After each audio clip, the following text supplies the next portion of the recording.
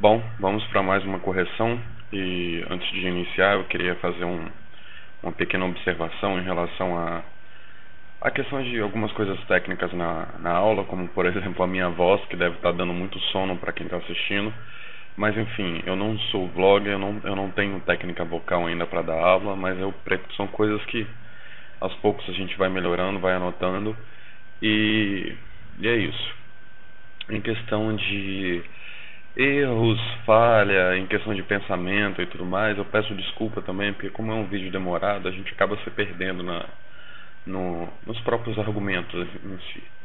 Mas eu queria fazer uma observação que essa parte de técnica, de questão de estruturamento, de introdução, desenvolvimento, conclusão, técnica para reconhecer a tese, tipo assim, eu tenho dúvida de como que eu vou elaborar minha tese.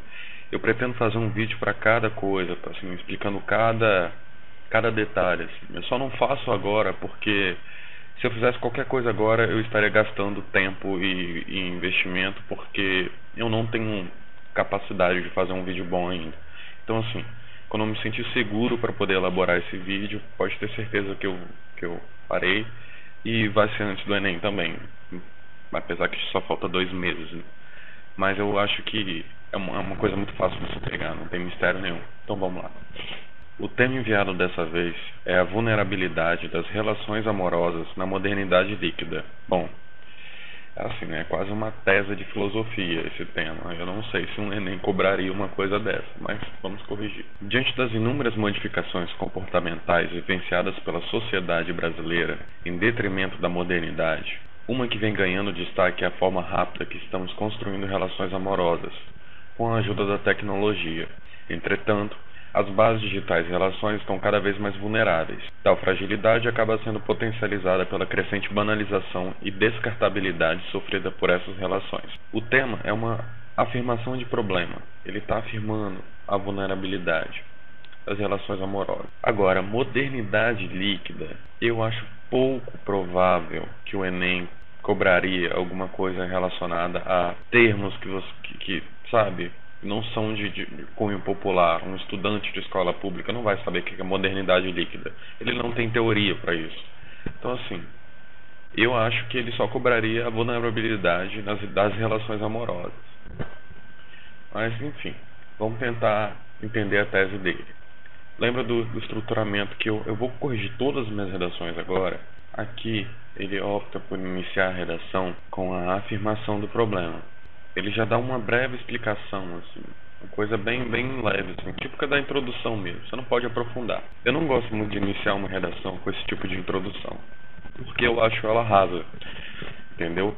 Todos os fatores, todos os temas, até então cobrados no Enem, o tema que eu tenha feito, o tema que eu tenha visto, todos eles te permitem contextualização, seja histórica, seja filosófica, seja biológica, qualquer coisa, entendeu? Então eu não gosto, assim, esse tipo de introdução é indicado para quando você não tem domínio do tema. Então, por exemplo, cai um tema que você não tem domínio, você não está lembrando de nada e você tem 1 hora para terminar o texto, afirme o problema. Comece com o primeiro período, afirmando um problema. A afirmação de um problema é um ótimo método, não é o mais indicado, mas é um ótimo método que vai te garantir uma boa nota também. Ele afirma um problema e relaciona ainda a questão da tecnologia. Ele relaciona a modernidade pelo qual o tema fala, ele relaciona com a tecnologia. E agora ele vem com a tese dele. A tese dele, você pode perceber aqui, ó. Entretanto, ou seja, olha o elemento aqui de ligação.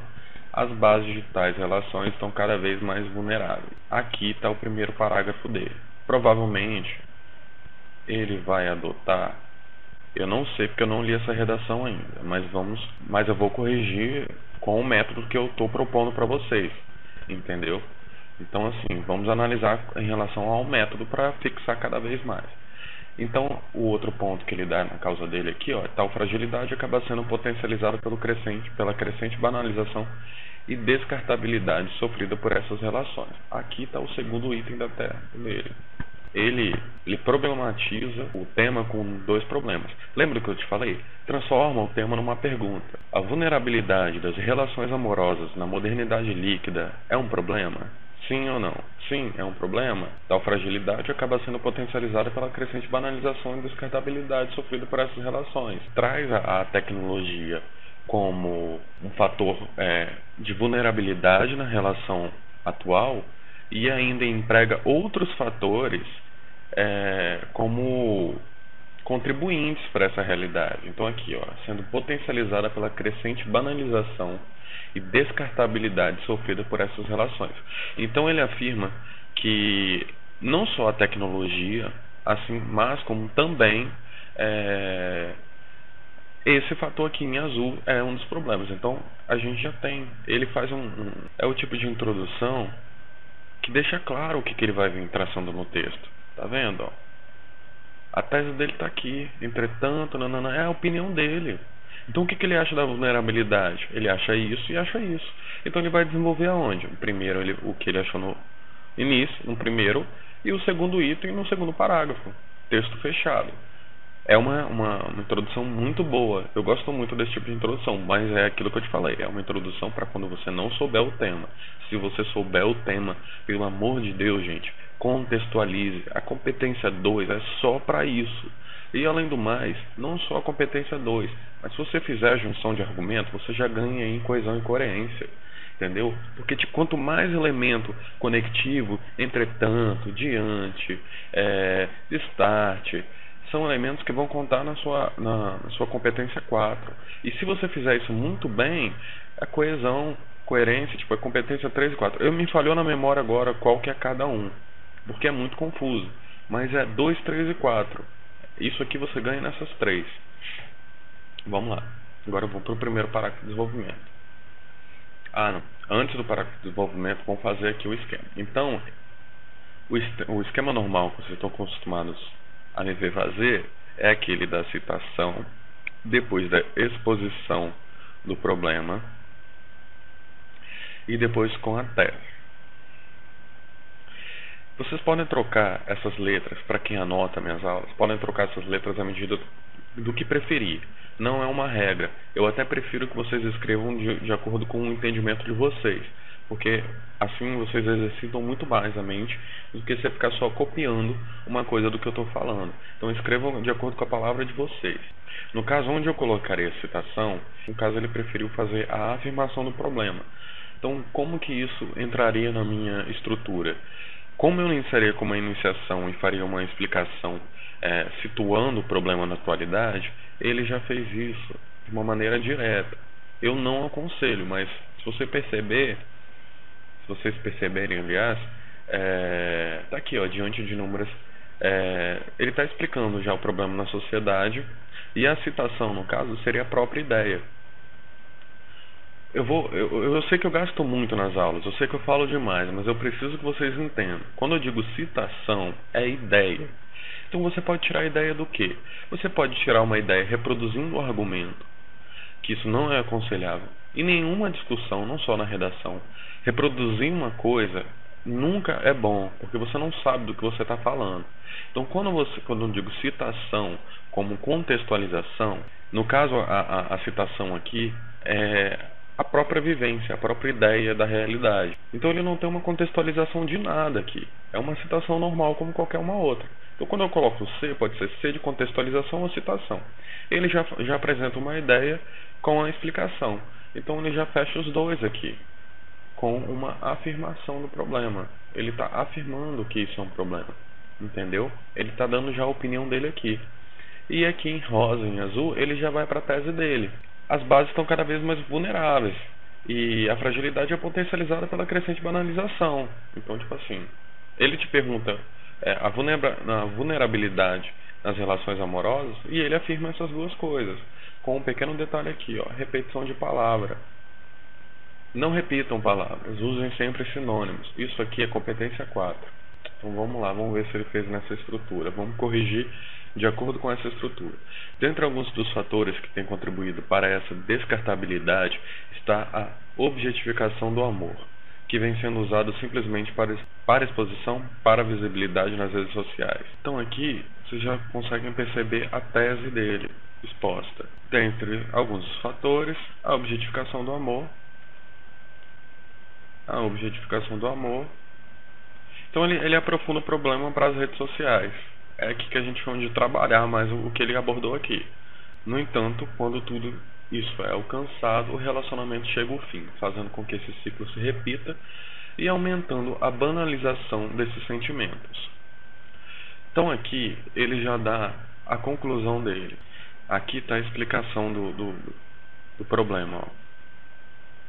Só que ele faz um tipo de explicação que é aquela explicação direta, que é uma explicação que já tem a conclusão. Não sei se vocês conseguem perceber a conclusão aqui. Ó.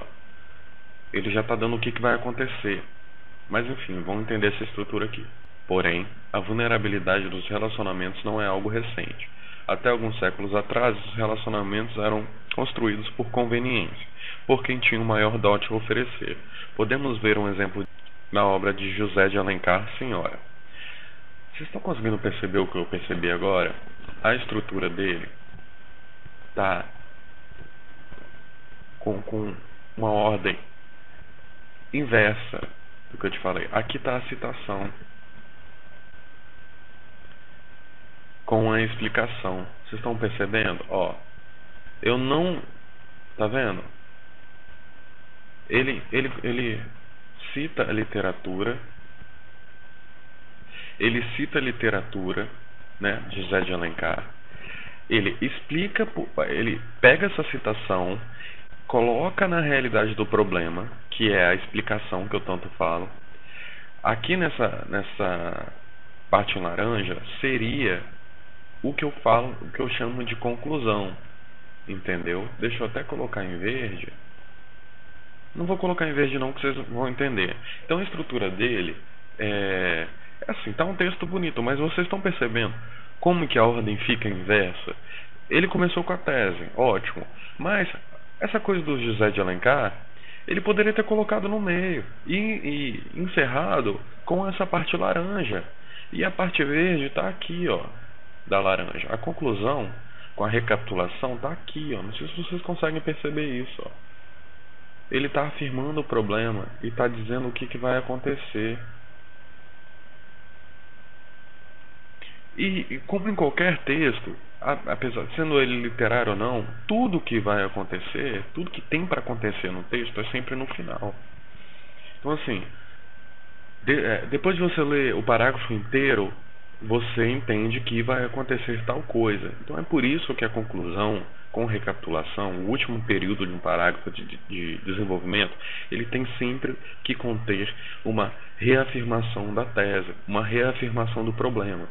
Porque tem que deixar claro que, passado isso tudo aqui, vai acontecer isso.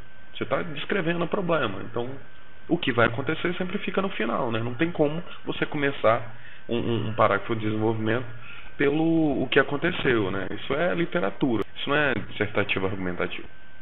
Então, vamos para o segundo. Vai ficar muito grande esse vídeo, mas vamos lá. Bom, quem quer aprender, tempo não é problema. Vamos ler então o segundo.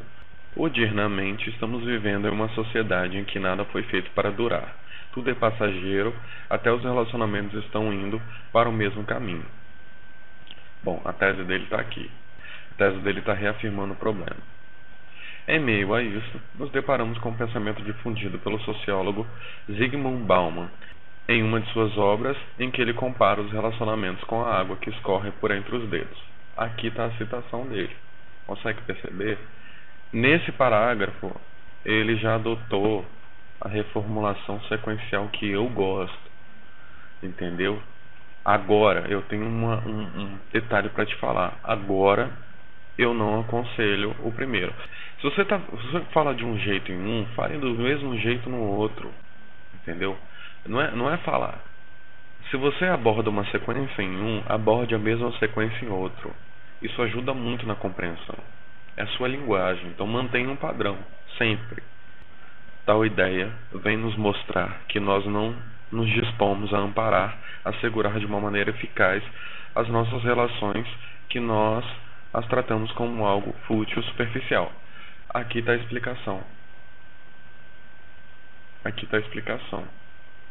Repara, quando eu digo explicação, entenda sempre o seguinte: trazer a citação para o problema, trazer a citação para o problema, afirmando como um problema na atualidade.